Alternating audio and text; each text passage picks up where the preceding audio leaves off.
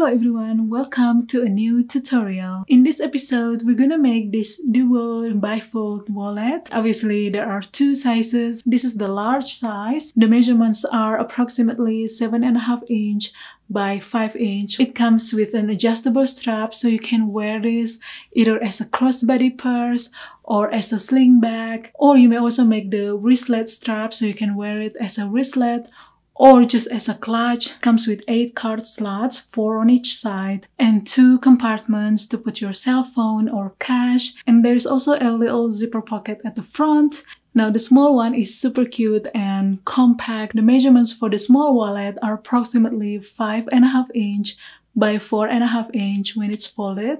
And it also comes with 8 card slots on both sides and 2 little compartments so you can put folded notes in there, and a zipper pocket as well. Hey guys, before we continue, let's thank today's sponsor, Skillshare. Skillshare is an online learning community. They have thousands of classes from various topics, from arts, crafts, also graphic design, photography, and much more. This is an amazing platform for creative person, whether you want to sharpen your current skill sets or you want to explore new skills. I've taken the Paint with Thread Modern Embroidery for Beginners class by Danielle Clough. I love the freestyle approach that Danielle taught and how she encouraged us to experiment and find our own voice while also delivering many useful tips and techniques in modern embroidery. Skillshare is also affordable. The annual subscription is less than $10 a month. And right now, the first 1,000 people who click the link in the description box down below will get a free trial of Skillshare Premium membership. So go ahead and join them and enjoy your learning experience with Skillshare. So I hope you enjoy this tutorial, and without further ado, let's get started. For the exterior panel, you want to cut a piece of rectangle from the main fabric and then fuse the wrong side with medium-heavy interfacing or firm stabilizer such as decor bond, craft fuse, or light decoville. This time I use light decoville. As usual, you will need to cut the interfacing or stabilizer smaller so it won't get too bulky around the seam allowances. For the wallet interior or panel 2, you want to cut one identical rectangle and fuse this panel with lightweight interfacing. In this case, I use the fusible woven interfacing. So prepare your pocket panels or the panel 3. Of course, you want to fuse the wrong side with fusible woven interfacing and center the position.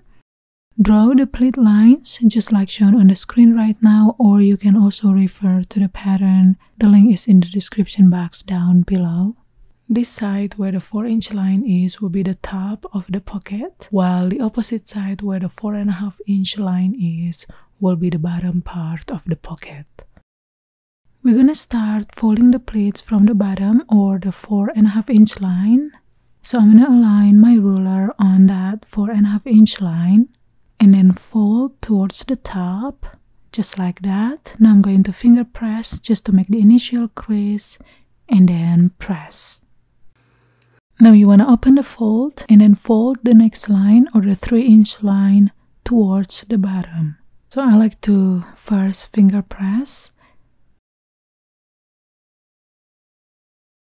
So this is how it looks on the right side, so make sure you're not messing with the first pleat. Now you want to press this real good.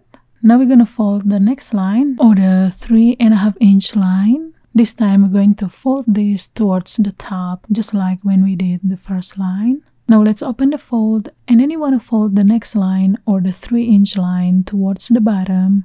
Again, you want to maintain the existing pleats on the right side. Fold the next 3.5 inch line towards the top and press. So you just want to keep alternating. Now I've got my next 3-inch line and then I'm going to fold this towards the bottom. Now let's fold the next line towards the top. Alright, now we're gonna fold the last line towards the bottom and then press, and voila, you should end up with 4 card slots. Now we're gonna give this one more pressing, make it super nice and crisp. top stitch along the pleat lines. And once you've done that, stitch the sides with 1/8 of an inch of seam allowance to hold the pleats in place. Next, you want to trim the bottom of the pocket so that it will measure 6.5 inch. So again, just double check and make sure that you are trimming off the bottom of the pocket and not the top. So here I've got both of my pocket panels done and ready to go. Now take panel 4 or the long side panels of the pocket, and then you want to sew this in place with 1/4 inch of seam allowance. Press the seams towards panel 4 and then top stitch. Once you've sewn panel 4, go ahead and grab panel 5, and then you want to sew them to each of the short sides with 1/4 inch of seam allowance as well. Press the seams towards panel 5 and then top stitch. Now let's work on the D-ring tabs. So you will need 2 1/2 inch D-rings and 2 1/2 inch wide cotton twill tape. Now go ahead and attach the D-ring to the tape, and then you want to position the tab on the top right corner, about 1 to 1.5 inch down from the top edge. I position mine 1.5 inch down right by the seams. Once you're happy with the position, go ahead and clip and then stitch this in place with 1/8 of an inch of seam allowance. Attach the other D-ring tab to the lower left corner of the second pocket panel, about 1 to 1.5 inch from the edges. Just keep it consistent with the other panel. So when you place them side by side, the D-ring tab should be facing towards the inside, right at the opposite, just like shown on the screen right now. Now you want to take panel 6 or the inner pocket panel and fuse that with fusible woven interfacing. Now we're going to lay them right sides together and then sew along the sides where the D-ring tab is sitting with 1/4 inch of seam allowance. Press the seams open and then fold wrong sides together and then press it again and then top stitch. Now take panel 2 or the wallet interior and lay that right side up, and then lay the pocket panels on the right side of panel 2, aligning the raw edges so the pocket panels should be sitting right next to each other, obviously, just like shown on the screen right now. Secure them in place with some clips and then go ahead and stitch the pockets in place with 1/4 inch of seam allowance. And there you go guys, the wallet interior is done. Now let's work on the flap. Fuse the wrong side of the main fabric with a piece of interfacing. I use a piece of Decoville for my flap. Measure 1 inch from the bottom edge of the flap interior or the lining, and then put a little mark right on the center. Fuse the wrong side with a couple of scraps of fusible woven interfacing. If you're going to use magnetic snap closure, go ahead and install the male magnetic snap closure on that 1 inch point mark. Now you want to lay the fabrics right side together and then sew along the sides and the bottom with 1/4 inch of seam allowance. And once you've done that, you want to clip the bottom corners and then turn this inside out through the top opening. Poke the corners to make them nice and flat. Carefully though, because you don't want to make a hole instead. Now go to your ironing board and press this real good and then top stitch. Position the flap at the bottom edge of the exterior panel, right sides together, and of course you want to center the position, and then sew this in place with 1/4 inch of seam allowance. Now before we move forward, I just wanted to put a remark here. If you use fabric with directional print, in this case you want to flip the orientation of the fabric upside down, just like so. So this side is going to be the top part where you're going to install the zipper, and this side will be the bottom part where you're going to install the flap, so that when you wear it as a purse, if you obtain to do so, the direction of your fabric is going to look correct, since the zipper will be facing down. So I suggest you do a little bit of assessment, see what looks best with the print direction of your fabric. From the top edge of your exterior piece, you want to measure 1.5 inch right on the center, put a little mark there, and then install the female magnetic snap closure. Now let's prepare the zippers. So we're gonna use an all-purpose zipper, at least 8 inch long. Trim off the zipper so that the entire length will be exactly at 7.5 inch. Now let's prepare the zipper tab. So you wanna cut 2 little rectangles from the main fabric. Fold the end of the short sides towards the wrong side about 1/4 inch and then press. Do the same to the opposite side. And then fold this again in half, wrong sides together, so that the folded edges are touching each other. And then press. Insert the end of the zipper into the fold of the zipper tab. Go all the way in, making sure that the edges of the zipper are touching the edges of the zipper tab. And then clip to hold this in place. Repeat the same to the opposite side. And then stitch along the edges of the zipper tab with about 1/8 inch of seam allowance. And once you've done that, you can go ahead and trim off the excess fabric of the zipper tabs. Before we install the zipper, you want to apply a little bit of lightweight interfacing just to stabilize the area where the zipper is going to be installed. Lay panel 1 right side up, and then you want to take the zipper panel and lay that right side down.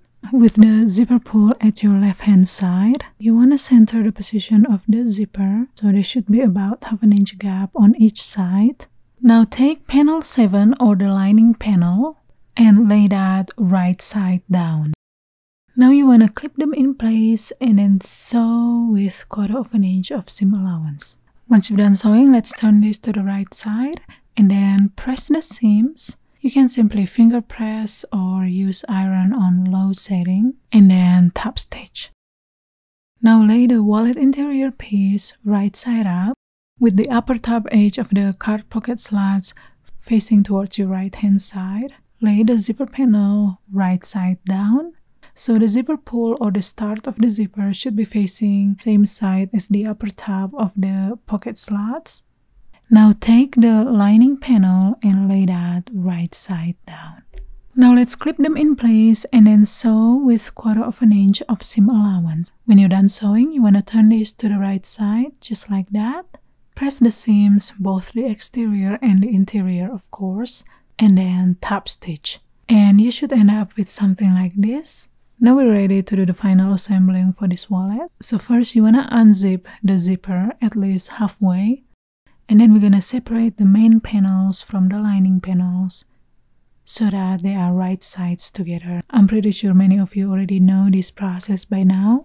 So your zipper should be sitting towards the lining panel at this point. Now let's go ahead and secure them in place with some sewing clips.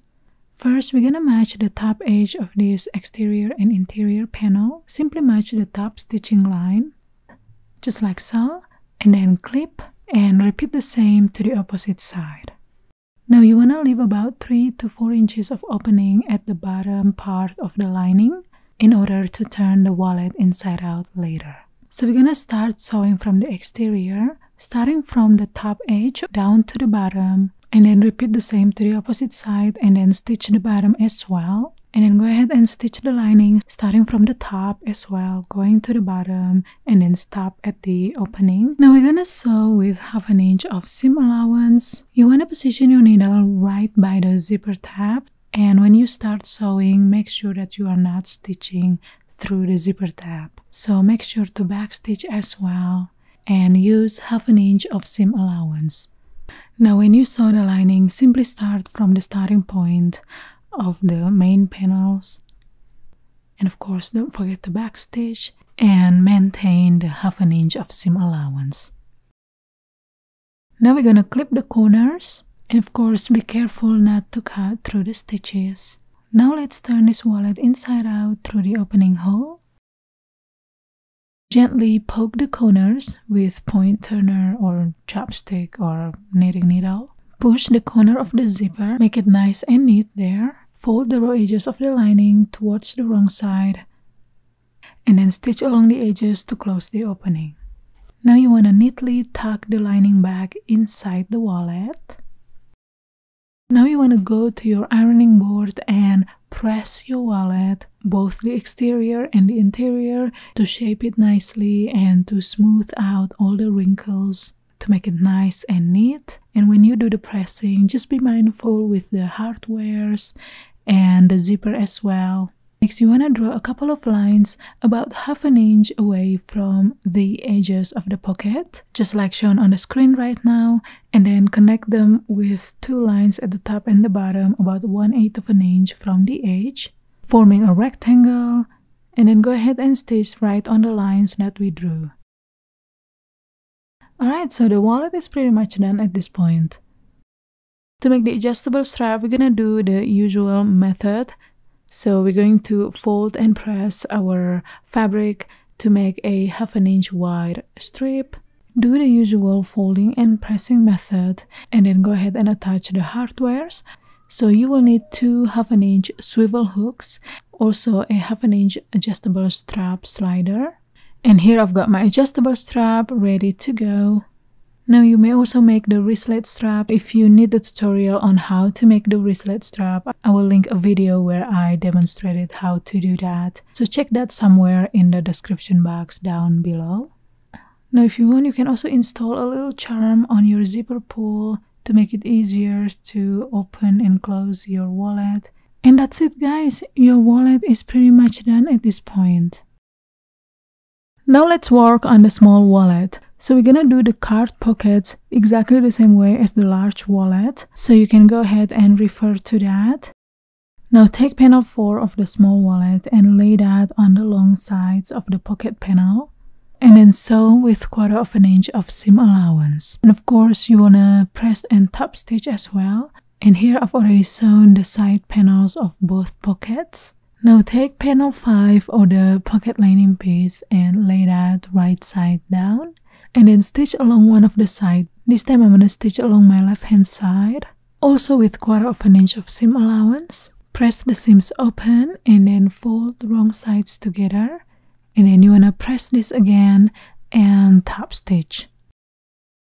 Now for the second pocket, you want to sew the pocket lining to the opposite side. So if you sew the previous one to the left hand side, this time you want to sew the right hand side. So this is how your pocket panels should look like when you lay them side by side. The raw edges should be facing towards the outside and the sewn edges should be next to each other. Now just like the large wallet, you want to apply medium to heavy weight or firm stabilizer on the wrong side of the wallet exterior.